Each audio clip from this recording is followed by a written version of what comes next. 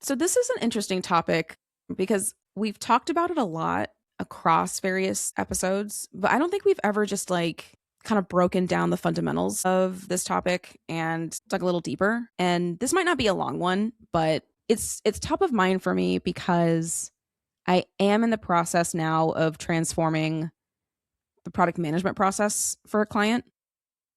Mm-hmm. It's so much easier said than done, but the process that we're trying to implement is product discovery and idea validation, which are two different concepts. Idea validation, the assumption is that you have an idea. The assumption is that you have a clear understanding or and it could be a rough idea. It doesn't have to be super well thought out.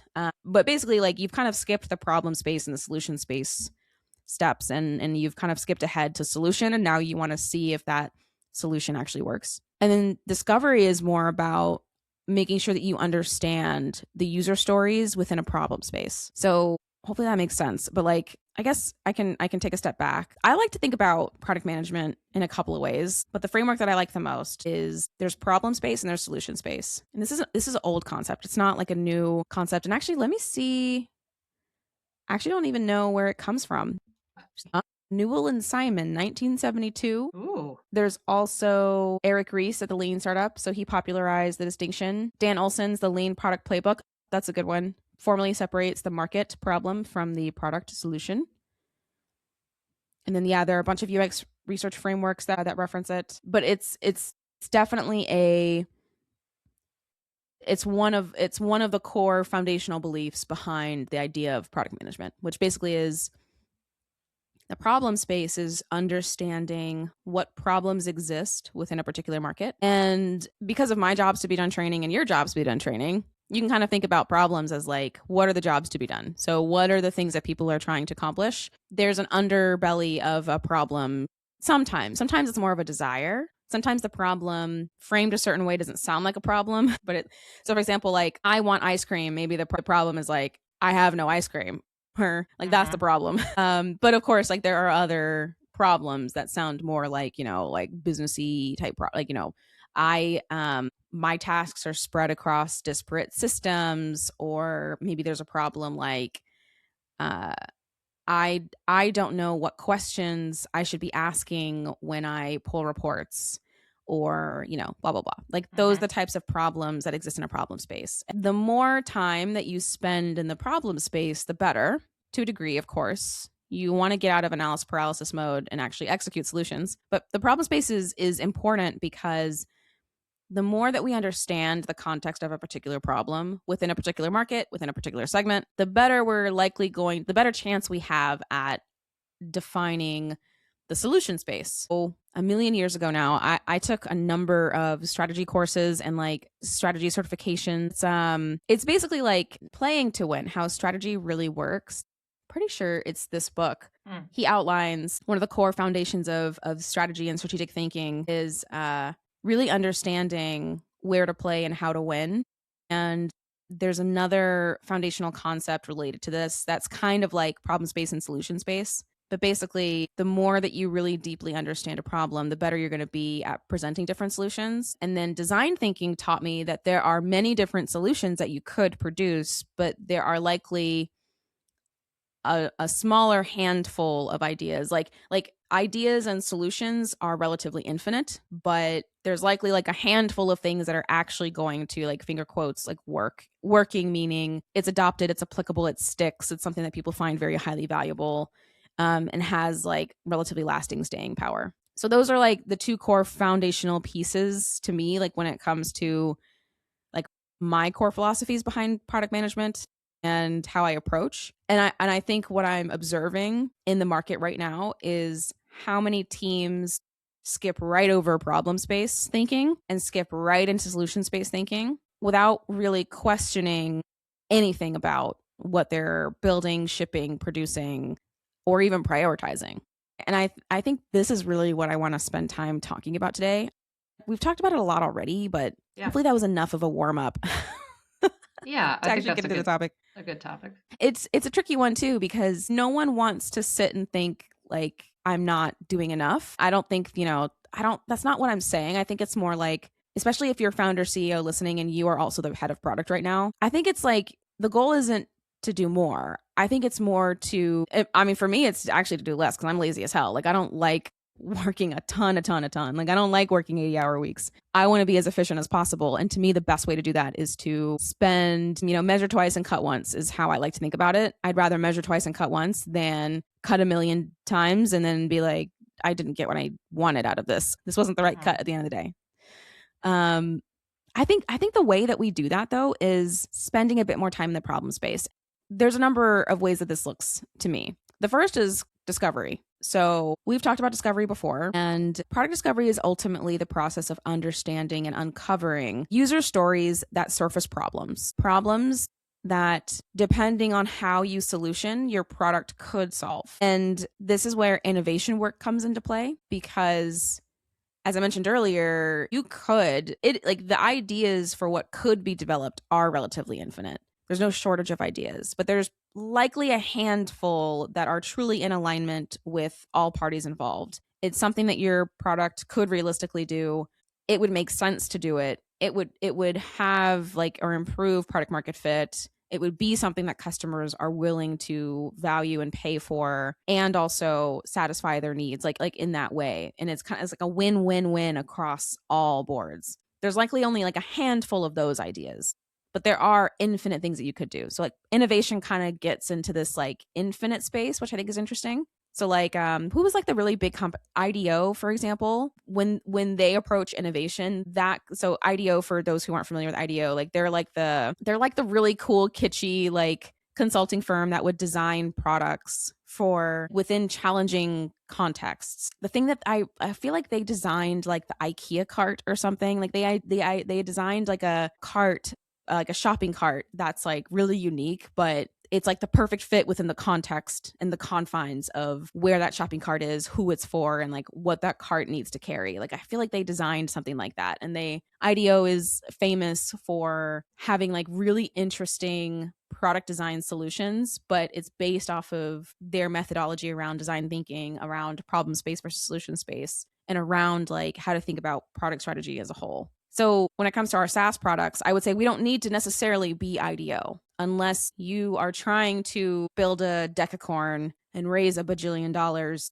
Like you might need to do some big thinking innovation. So like when I think about AI, for example, AI has actually been around for a long time. It just only really became mainstream in the last like 2 to 3 years, I feel like, where the average user or the average person could access an LLM. But LLMs have been around for forever. But the way that you get to an LLM is by that like big thinking innovation of what are the problems that we can solve and what are the different solutions that we can use to solve those problems, and think really big. But in SaaS PLG world, we don't need to necessarily think that big all the time. 9 times out of 9, it's probably so much simpler than that. And I think that's the irony, is I think it's so simple that I think we can just kind of skip the whole problem space discovery process. And discovery to me doesn't have to be like hundreds of interviews. Traditionally speaking, the best way to do discovery, in my opinion, is like 15 to 20 minute interviews. You get like 5 to 10 of those. You pack the front half of your week with those. It's like you knock all of those out Monday, and the next day is ideating around the solution space. So like maybe first day is conducting those interviews, really getting clear about the different user stories that you can that you've identifying which problems now are most appealing to solve. And then from there, we get into solution space. And from there, it's, okay, what are the different ways that we can solve this problem? I'll give an example, but I'll pause here because I feel like you wrote something interesting down. Yeah, I did. So this is a product. These are examples. This SaaS product already exists.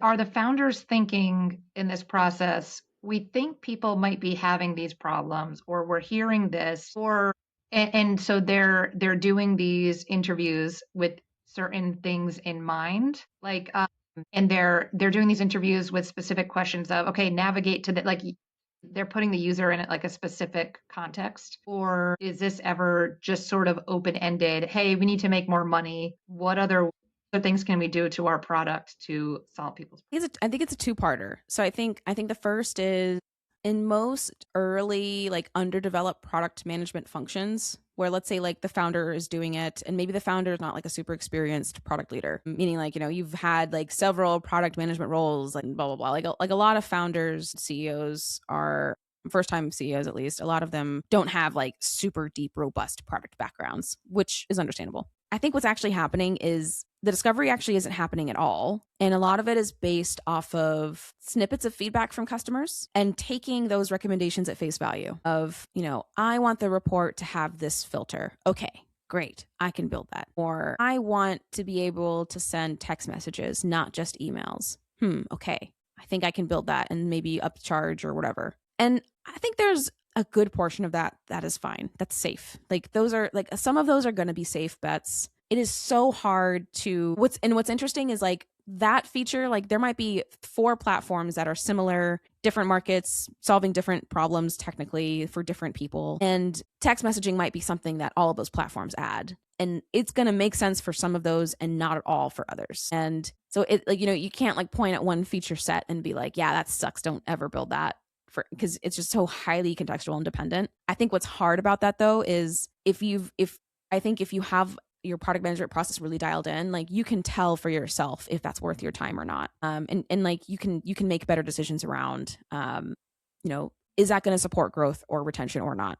I think that's part 1. I think part 2 is if they are doing discovery, I think the discovery is more like, again, it's more like face value interviews where they're asking the customer, what do you struggle with? What don't you like about the product? What do you hate or whatever? And it's funny because like so when I think about our process for research in the jobs to be done world, we actually do ask those questions because I like to hear, are there challenges with the product? Like, is there any, because it makes the customer feel good to give their feedback. And it also it tells us information about their experience, especially if they're asking for features that already exist. Like it tells us, like we learn a lot just from context, like asking those questions. But I think a lot of teams, their approach to discovery is just kind of asking the customer what they want. And we've already had the episode about, being like friction vocal versus friction aware and product aware. Customers aren't great product managers. They're not. They can't tell you what to build. And it's just so rare that your context is going to give you customers that are like super awesome at telling you what to build. It's just so rare. Like maybe if you are building tech for developers or tech for product managers, so like if you're Notion, for example, you probably eat up feedback like left and right because the people who are using your product are like actual product thinkers. It's just so rare to have that context. So I think it's 2-part. What it looks like when it's great is you're not just asking the customer what they want. What you're doing is you're doing either one of 2 things. You're doing an observational study, meaning you are observing them accomplish a task, and you're asking them questions along the way about what they're trying to do and why they're trying to do it. So we might consider this to be like a UX interview. And when we work on activation, that's one of the first things that we do is a UX interview of just watching them sign up is enough to, one, make you want to scratch your eyes out because you're like, oh my God, I can't believe people are struggling this hard with it. We're in the process now actually of doing pricing interviews where we're having users navigate. They're qualified prospects. Like they haven't looked at our product yet, but they're going to through the process of doing the interview, and like they're using the pricing page to like evaluate and like make decisions. And it is so cringe because you're just like, man, I thought this design was awesome, but looking at people navigate this, it's trash, and we need to completely redesign it. We're using Claude Design to like make quick, fast adjustments. So that's the cool part is like, there's almost no excuse now to not prototype and test and experiment because like it's just so fast now that you can build things and you can learn faster. But anyway, I digress. UX interviews are one of the fastest ways to see if something is garbage, and then you're like, damn. But the other way, so that's observational study. The other way is extracting what we call user stories, and that's the formal or more technical term. But basically what it is you're interviewing people based on actualized behavior and not like fictitious or hypothetical behavior. And this is the key difference. And this has been actually kind of hard for my brain sometimes to wrap around because in jobs world, hypotheticals are okay. Like we try to get some specifics in hypotheticals. So for example, a hypothetical would be like, how often do you go to the grocery store? Oh, well, I probably go like, usually it's 2 to 3 times a week. That's a very generalized hypothetical statement. Usually 2 to 3 times a week. That's very different than when was the last time you went to the grocery store? And when I think about, okay, when was the last time I went to the grocery store? I'm vaguely remembering the day. I want to say it was like last Wednesday, maybe last Thursday. And from here, you've got to get the person to get very specific about what actually happened and not what they think or like hypothetically usually happens. So I can pinpoint the last time I went to the grocery store. I can say, okay, I think it was either like Wednesday or Thursday. It's okay if I don't remember exactly when. But then it's like, okay, but like, what did you do? What did I pick up? Literally trying to remember my grocery order. I picked up like a sub sandwich because I had to play tennis. And I think I picked up some sushi, like a poke bowl, I think. Yeah. And then some milk and like non-dairy milk. So like, I think it was like almond milk or something. And that's funny. I can feel my brain wanting to be like, but usually when I go to the store, I do this. And it's like, no. We don't care about the usually. We care about the, okay, but like, what did you actually do? So then if I were interviewing myself, which I am literally right now, I'd be like, okay, well, like, did I drive? How did I get there? And why was I going? How did I know that I needed to go to the store? When did I know? And I think for me, like I'm thinking about from like a researcher's perspective, oh, well, I remember like Tuesday opening up the fridge and being like, all right, I got to play tennis on Thursday. I'm going to want to get like food so I can like fuel myself enough to play. But I remember thinking that on Tuesday, I also had to play Tuesday. That's also what triggered me thinking about the tennis. And well, so like being a researcher, and having research experience, I know how I would answer those questions now. But when you're surfacing user stories, what you're really listening to is you're listening for real behavior. You're trying to get away from generalized statements and get to like what was the actual thing that you did, and asking contextualized questions around that so you can understand like, okay, well, like what's the like how did you know to do that? What triggered that for you? And then also too, like was there anything stressful or frustrating or challenging about that experience? And then unpacking that. User stories. I know like, grocery store is one example. That's like a real life example, but like in a product context. So if I'm thinking about the products that we're working on right now, it would be like, let's say, and this actually goes back to the other part of your question that I didn't answer that I'm realizing now, but let's say we kind of already know that we want to improve like the reporting section of our product. And like, we know that that's kind of like a pain point for people. Like it's not as advanced as it could be. The user stories that you might try to extract would be, when do people use reporting and how do they know to do that?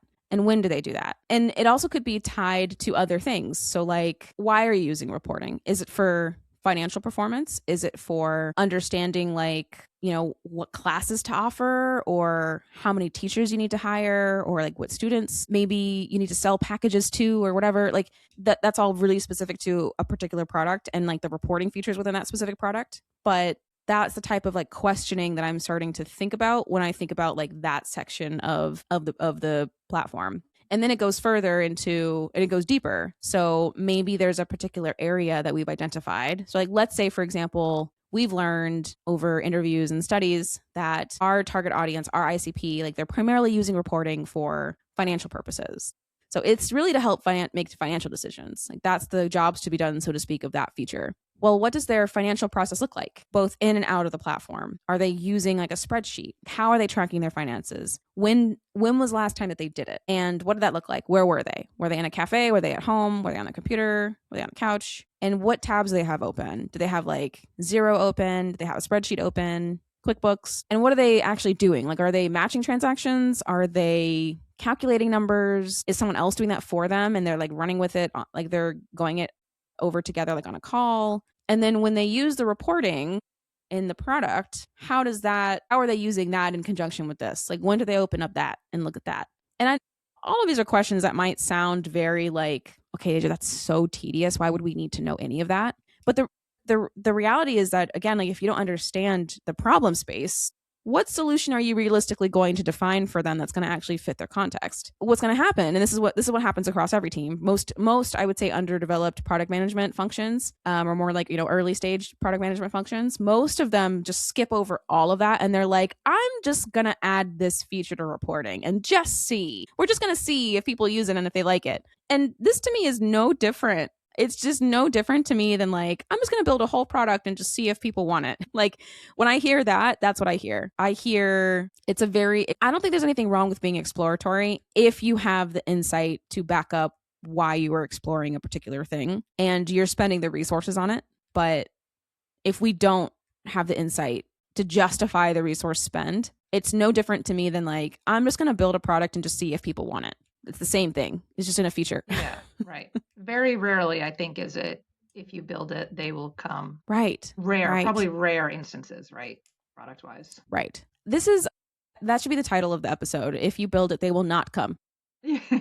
With the caveat that like, if you don't understand what the potential problems are. So by doing those users, it's capturing user stories. By capturing user stories, you will start noticing patterns, particularly if you're focused on a particular area, which to your question earlier, which I did not answer, which I'll answer now, you also asked like, do people already know what section or portion of the product to focus on, or can it be more open? And I think both are actually true. I think you absolutely can keep it more exploratory, especially if you're not sure.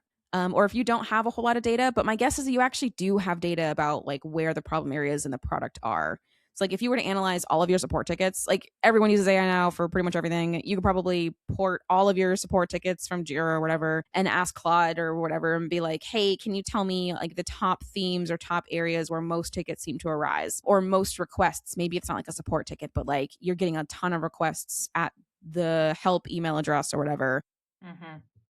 AI can probably spit out something and be like, hey, here's where most people struggle, or where most people have like improvement requests or whatever. Like they have more desire around these things. But all that to say, you can keep it more high level exploratory. Like maybe you just don't know where to focus. And so you can do more high level interviews. They might not be user story interviews, because user stories are very specific. Like you do kind of have to know where you're focused to a degree. Mm-hmm. You can also, another way that I like to do exploratory work, at least, it's part of the discovery process, but I also like to, like, if we already know like what our top functional jobs are of the product. So functional jobs being like, if I'm a bank, it would be like save money, spend money, raise money. Raising money would be in the category of like acquiring credit or a line of like a credit card or a line of credit or like an investment. Then there's also like maybe like invest money. So maybe I want to also be able to grow my money in some kind of way. And if each of those jobs to be done, if you were to map out tactically what all of the steps are to be able to save money, whether it's in your product context or not. So like if you are in the banking or financial context, that save money jobs to be done, there are steps people have to take. They have to open up an account. They have to, secure all of their like details. They have to get a card. Then they have to like go to a place to like actually spend the money. Like there's like a process that they go through. If you were to take all of your functional jobs, and if you have a big product, you probably have a lot of functional jobs. You probably have a lot of them. And if you were to map out what are all the steps that someone has to go through just to execute that thing. Well, if in like the studio management software context, for example, someone like if you're a yoga studio owner, you want your software to help you book classes and like students, clients, appointments, whatever. You want something to help you schedule them. You want to be able to take payments. You want to be able to market to students. You want to be able to remind students so that way they come to their classes. You want to be able to grow your studio at some point. You want to be able to maybe hire other teachers or professionals. Like there are a lot of jobs. You want to be able to make business decisions or like make financial decisions or like know which classes to cut and know which ones to add. There are a ton of jobs for one platform that's like that. Host your website. Great. What are all the steps to do that? And whether your product fits into it or not, you can see visually, yeah, they're going to use our product here, here, here, and here for this job. And they're going to use it here, here, here, here, and here for this job. What are all of the cards left? Or what are all the steps left? And that could be product opportunity. It could also not be. But that's another way to kind of discover or even like just visually see from an exploratory perspective what your options are. And then, of course, the other way to do it is to be very specific and focused and targeted and be like, okay, yeah, no, we know reporting is a problem. Or like, okay, yeah, no, we know our email marketing is a problem. Or like, okay, we know our automations are confusing. Or, yep, we know our website templates are overwhelming. That's something we should fix. So then we collect user stories and we discover what those problems are. We don't assume. And I think the assumptions are where a lot of teams and products get into trouble. I think it's also it's what creates mediocrity, in my opinion, in what we end up shipping. People might not ever say this feature sucked, but I think they show it when they don't use it. So Right.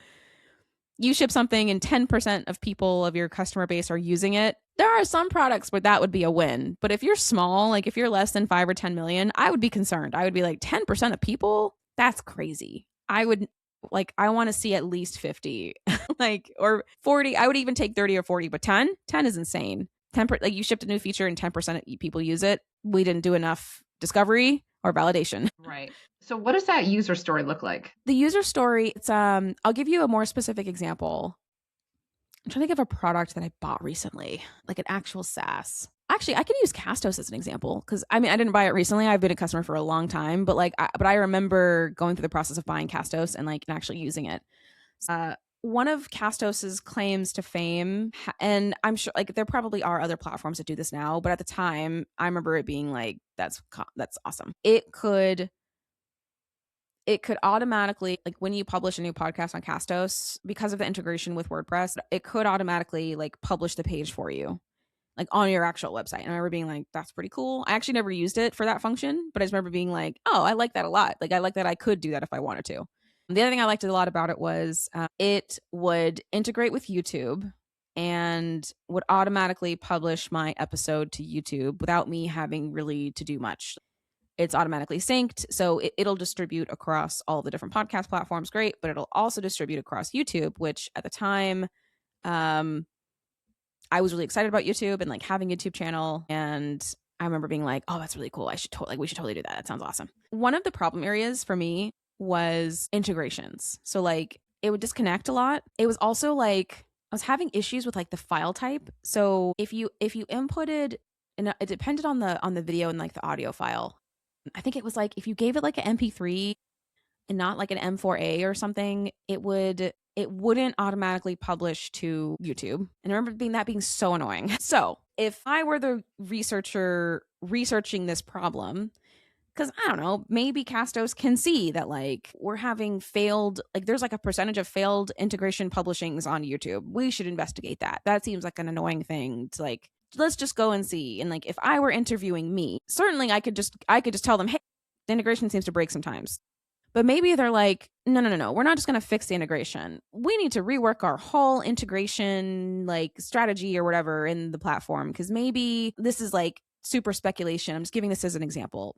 Castos, for context, is like a podcasting platform, in case I didn't mention that. But like, let's just say that Castos was like, we're gonna totally redesign how we think about integrations and like something like really cool and sparkly. And I'm like, okay, so if I think a way to approach it would be like maybe the researcher is like, hey, Ja, what sucks about integrations? And I'd just be like, it keeps disconnecting, and that's all I really say. That's one way. So the researcher's like, okay, we should just fix that. Yeah, like you could totally do that. And that's an acceptable way to surface problems. The problem in this world is extremely focused of integration broken, fix it. And that is a way to approach discovery. A different way. So like let's say Castos again had that bigger vision of like, let's like overhaul how we think about integrations. The story might sound closer to when was the last time you distributed the podcast on another channel? And I might say, like, don't do it manually. Everything I do is through integrations because I'm lazy and also very forgetful. The ADHD kicks in and I just don't remember. And that might be very interesting to the researcher. They might be like, okay, tell me more about that. What does that mean? And I might give this entire story about like, most of my systems are connected. I use Zapier in these scenarios, or Zapier. I think there's Zapier, and I don't think that's better. I think Zapier is better. Change your whole brand.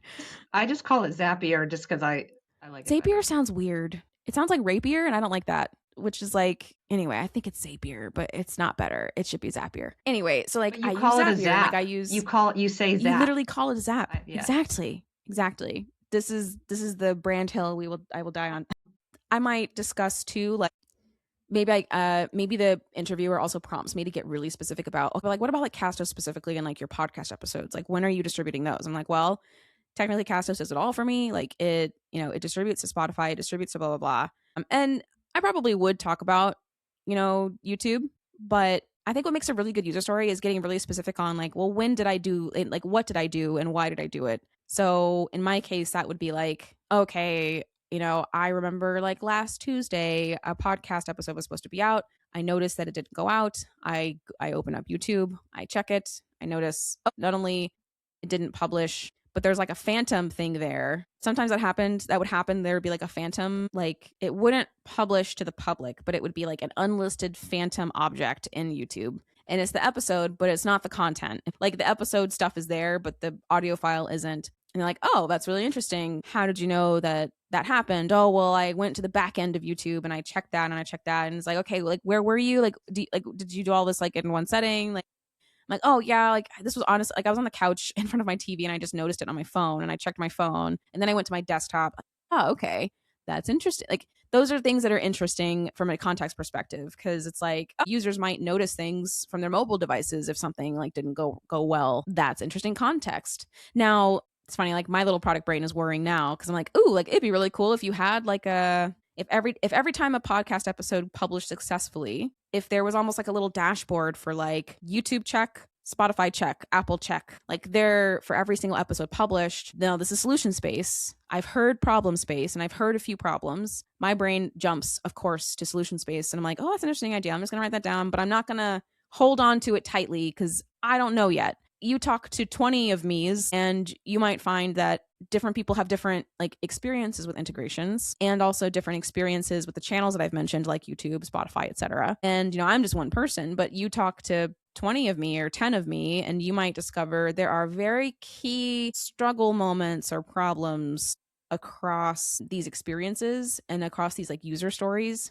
that jumping to solution space could be really interesting if you did XYZ. I think the problem though, there are a number of problems, but the first is we never really collect user stories. We kind of just ask customers like, what do you want to fix? Well, the integration's broken, fix it. Like, okay.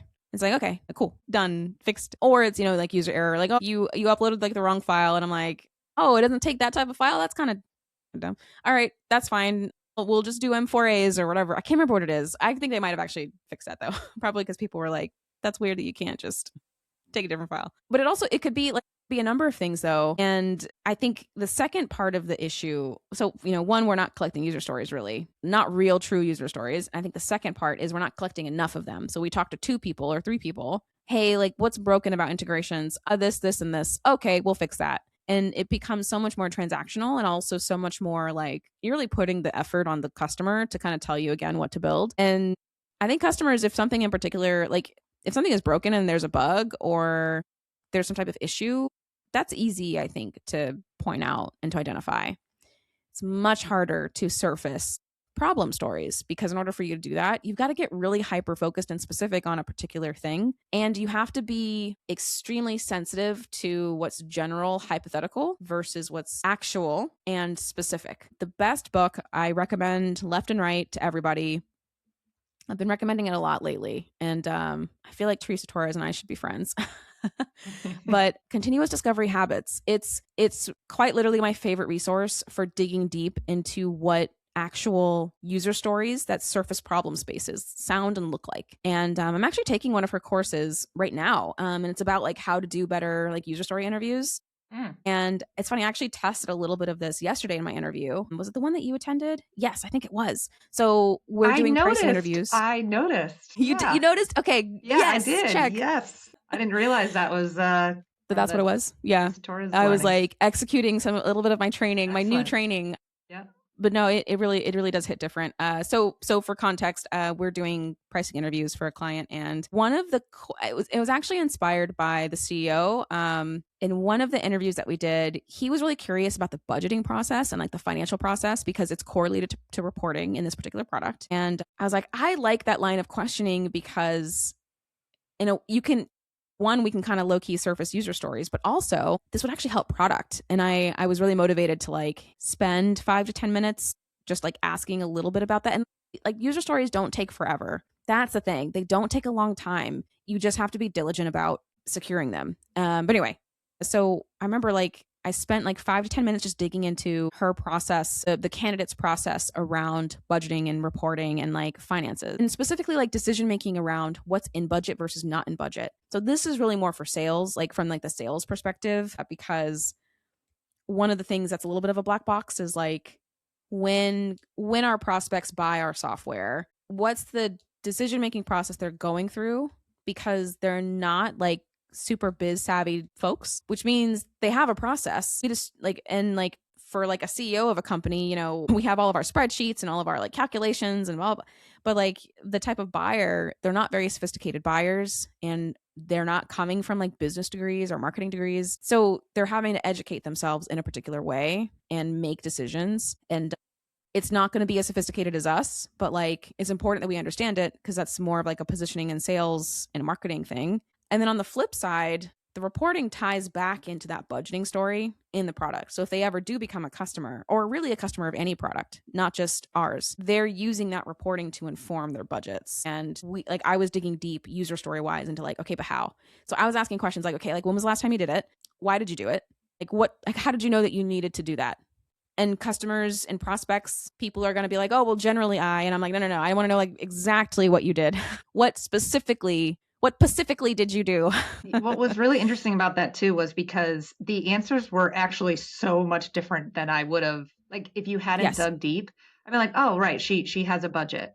But then when you dove deep, it's like she has all these sort of different things she's pulling up, and the budget actually really isn't a budget like me and you might say it's a budget. It's sort of a number she comes up with every week. And then she does it weekly. She's sitting down looking at things weekly. So you can't really assume what these users are doing. We learned that, like that's such a good point. Like we learned that like the budget to me and you and our team probably means it means something very different than what it means to her. So to her, in her context, it was more like really she's cash flow managing. She's not really budgeting.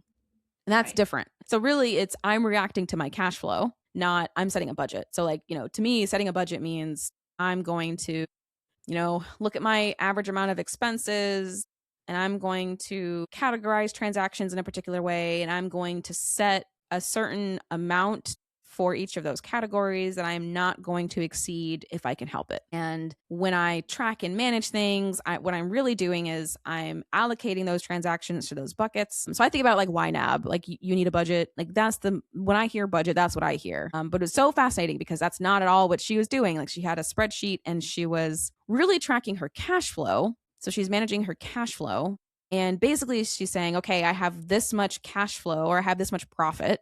I am now going to use that profit to spend it on this. And that's what I interpreted. We actually haven't talked about that interview yet, but that's how I interpreted what she was doing. And I was like, oh, she's not really actually budgeting. She's doing this. And that was fascinating. And we could have dug deeper, but these user stories, 10 to 20 minutes, you don't need an hour. You just need like 10 to 20 minutes, and you need like 10 of those.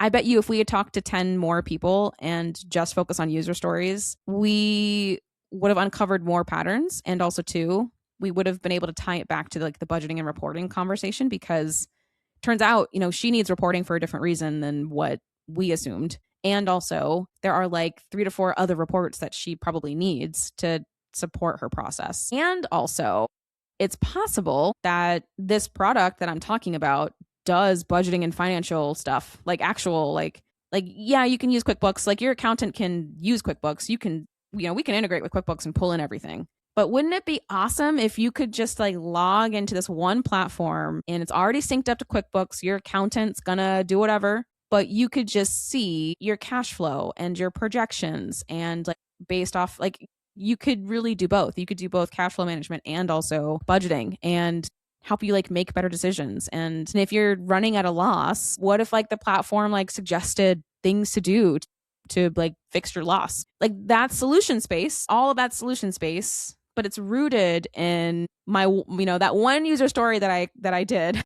Imagine if I did 20 of them, or if I had done 20 of them. Now that solution space starts to it gets clearer a little bit of like, okay, like there are a million things we could do, but like actually these 3 to 4 would be gangbusters. That would be awesome. Right. And then that's also probably the beginning of, obviously once that you build that, then it's product marketing, education on, right? Like what you might call it is going to be different than what the user might call it. Now you know what language they're speaking because you are having these conversations. Right. And then of so course they you're call trying it budgeting. to get adoption. Right. They're saying they're using the words budgeting, but like, and it'd be debatable on if we'd use that same language, or if we'd be like, actually, what you're looking for is cash flow management, and we can do that for you, or whatever. Like your accounting platform can do it. That's fine. We can pull in that data so you can at least see it in one place. You don't have to have 3 tabs open where it's like your spreadsheet, QuickBooks, and this. You could just have this, and like leave QuickBooks for your accountant, because that's what they're going to want to see anyway or whatever. Like there are so many different things like it could be. But again, that's one user story, and those are like 4 or 5 ideas from that one user story. But what's important is that you get more than one user story. And I think there's that. And then there's also just like collecting the user story to begin with. I think most teams aren't doing that, and they're just doing, I'm going to say most early stage teams, especially in scenarios where like there's no real head of, like there's no product manager, but there is a head of product, and usually it's the founder. But the way that we can mature that practice is by incorporating these processes, and it doesn't have to be weeks. It can happen in literally hours. I think slowness is a choice. Slowness is a choice to me. I think you can be slow by choice. You can also be fast by choice. And I feel like it depends on what's important to you and like what are the values in the quarter in the year of the company. But it doesn't have to be slow. Slowness is a choice. It can literally be in hours.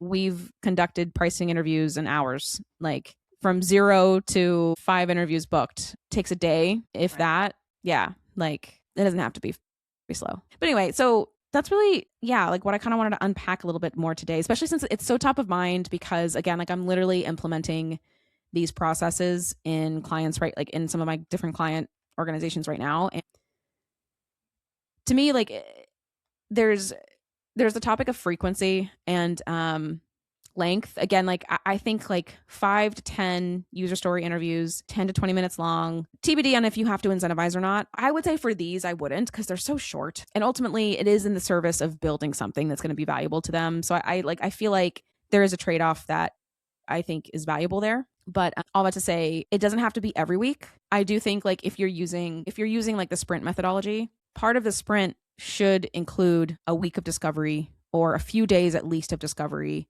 within your core target areas. The way that you strategically prioritize like your core target, like product focus areas, should also be based on some amount of data. And chances are, like if you're listening to this and you're at this point of the podcast episode, you probably already kind of know like what your top 3 to 4 areas of opportunity are in your product. And it's very possible that like you have a lot of really great ideas for what to do, but they need to be validated using discovery and using the collection of user stories. So if you already have the idea, for example, of building AI features, let's spend a week talking to 10 customers, collecting their user stories around the specific business problems that you're hoping to solve using AI. So don't pitch them the AI solution. Again, you're understanding problems. So if you're kind of like, I think I want to launch AI features related to reporting, okay, great. Don't pitch them AI features. Instead, talk to them about how they're currently using reporting and what challenges exist there. Because the more you understand the problem space, the more you'll be able to be like, oh, the AI feature should do this, and it should be here, and it should look like this, and it should accomplish these things. Instead, if you do it the opposite way, what's going to happen is you're going to build the feature. You're going to be like, I built this AI reporting feature. I made this. Do you want it? And then they're going to be like, no. Right. Or they're going to be like, okay, cool. Sure. But then it won't apply to anything they're doing. Or it'll just be something that they're like, oh, you just added something for me. Okay, I guess. You're honestly exactly right. It's funny. That's actually my bias showing. I'm assuming customers would tell you no, but we've seen it all a million times before that they actually don't. They actually are like, that's a great idea, and then never use it. Yes. And then you think, like, clearly it wasn't that good of I pat myself on the back. I'm so smart. I'm so awesome. And then like nobody uses it. Yeah, no, you're absolutely right. They actually wouldn't even do that. They would be like, wow, thank you so much. This is so great. And then never use it again. Extremely common, actually. Yeah. But that's how we avoid that. And, that's how we avoid the 10% adoption rate. And like, let's do some user stories and let's do some discovery. And before we kick off a sprint, or even like if we are going to kick off a sprint, before we predetermine what the sprint is, sprint methodology is still pretty common, I feel like, in product management teams. But like when you kick off your sprint, maybe you already know your core areas of focus, but maybe you don't know exactly what the solutions are until you do the user discovery. And that's what informs your solution space. And what's kind of cool about that methodology too is like you might already know your core areas of focus, but you might actually say, we could put energy here, but based off of these user stories, it's kind of maybe telling us to put energy over here. You might actually even do a live reprioritization of something, which I love, because one of my best friends, she made a joke that like, I will edit myself live. She's like, oh, she edits herself. Wow. And I'm like, yeah, like I don't know.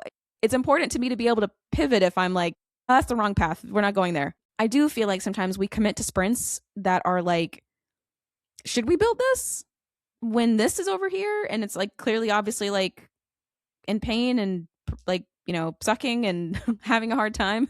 Like this thing over here is dying. It's that, I don't know, have you seen that meme of the kid in the pool? There's like two kids in the pool and like the mom, and like the mom is like with the little girl and she's like, oh my gosh, yay. And then like the son is in the corner of the pool, like drowning. Like that's, I feel like a lot of our teams.